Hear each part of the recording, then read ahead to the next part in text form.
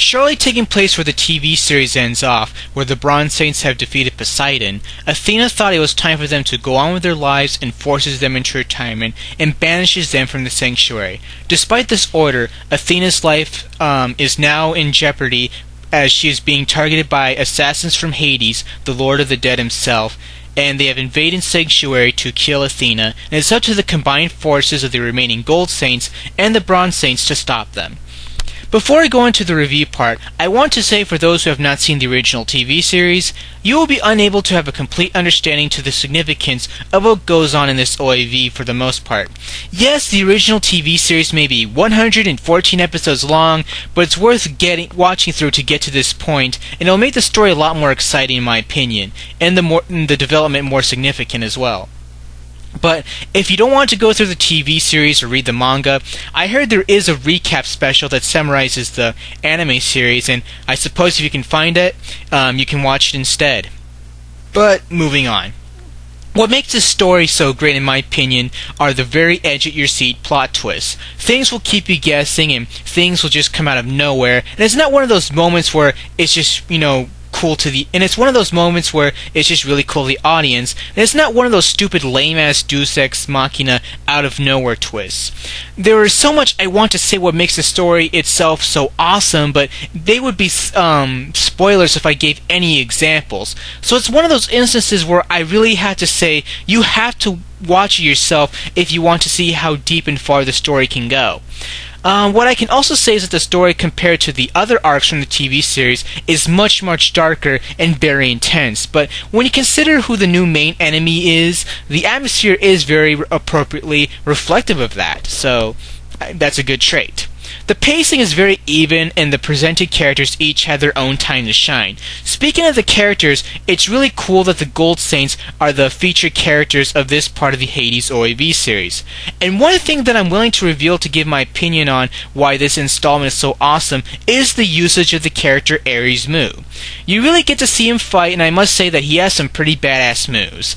I just have so much to say why I love this OAV, but like I said, if you watch it, then hopefully you'll love it too, and I leave the story and characters at a 9.25 out of 10.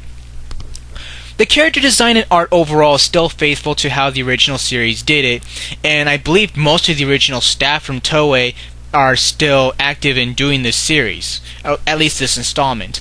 Of course, being made after 2000, I think this came out in 2002, 2003, the obvious things we can praise it for is of course the more detailed coloring and more fluid animation. Also, taking consideration of the story's atmosphere, and it mostly takes place at night, the lighting is more accurately executed. What's also distinct about the series is of course the inclusion of computer graphics with some of the buildings and techniques. The movie was released during a time when CG was still in the early stages with anime, and for its quality, I have to say it's pretty excellent for that time. For most of the series, the armor of the Bronze Saints will still show battle damage from the last fight with Poseidon, and I like how it shows this consistency throughout the majority of the series. And the fights themselves are very breathtaking. It's still central around the usage of special techniques, but the new techniques presented are very mind-blowing, and like I said in my review of the TV series, they demonstrate a really kind of super cool destructiveness, but not to the point where it gets ridiculously over the top. And I like how it still maintains that. And of course it still uses recycled animation to some degree, but it's not as abused as it was in the original TV series. The design of the newer characters presented are very deep and detailed in their own unique way, but these newer characters won't have much more presence until the later OAVs. So I'll end this part of the review with a 9 out of 10 for art and animation. What's really sweet in this anime, it uses two opening and two ending themes. Of course, they don't use the opening for like episodes 1 through 6, and then they use another one for 7 through 12, or 7 through 13, I mean, they play one opening theme, then they have another opening theme. The new opening theme is Chikyugi. It's not, in your face or intensive as the original song Pegasus Fantasy, but its softer tone reflects its darker atmosphere on one hand, but also symbolizes the themes of hope and dreams of this series overall. As for the other opening theme, after they play Chikyugi, it goes to none other than Pegasus Fantasy. And I can't complain about that, and neither can any fan who loves Saint Seiya. And I'm glad that they did not remix the song. It also uses the same animation from the original TV series as well. And not only is Pegasus Fantasy and AM Blue part of the soundtrack, the original background music from the old series is still utilized as well, such as the orchestrated versions of Pegasus Fantasy and Dream Warrior, and so on. So it feels like even when there was a 10-year gap between the ending of the TV series and the release of this OAV, that Saint Seiya still has this distinctive trait with its soundtrack.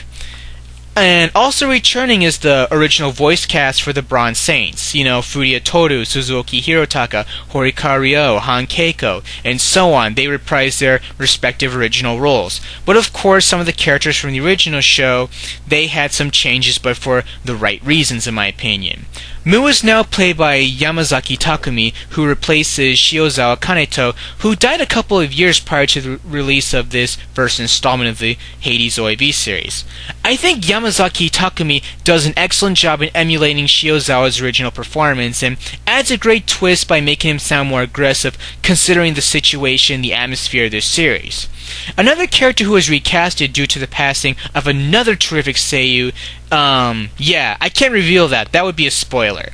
But one change that really got to me was the changing of Milo, originally played by Ikeda Shuichi. This time he was played by Seki Toshihiko, the voice of Moose from Ranma 1/2, Duo Maxwell from Gundam Wing, and more interestingly, I'm not sure if I could pronounce his name right because I have not seen the dub of this respective series. He also plays Lao Lecluzet from Gundam Seed, the first season, and he's also the master antagonist of that series as well. Sorry if like I said, I've never seen the dub to Gundam Seed, so I'm not sure if I got the name right. I don't know why Ikeda Shuichi of all people was replaced, but anyway, I thought Seki Toshihiko did a great job in capturing the character in his own way, though it doesn't compare to the original performance by Ikeda Shuichi, who was the true motherfucking best, masked Gundam antagonist of all time. And despite these minor changes, I was still able to embrace this in some way, and I still carry over my perfect 10 out of 10 to this installment for the music and voice acting. And as for what I have to say about the music and voice acting for the next OAVs, man, that would be very hard for me to get into. So yeah, in the end, like I said, if you have seen the TV series or read the original manga, I say this is certainly a must-see. I feel if you choose to watch this installment without any knowledge of Saint Seiya, I still believe that audiences can still feel the bond that the Saints have with each other, and you do get to know the characters in an individual sense. But I feel you'll get a more overall understanding if you've already seen the TV series. But as a Saint Seiya fan, not only I recommend this OAV, but the entire franchise as a whole, which I give this installment an overall score of a 9.4 out of 10.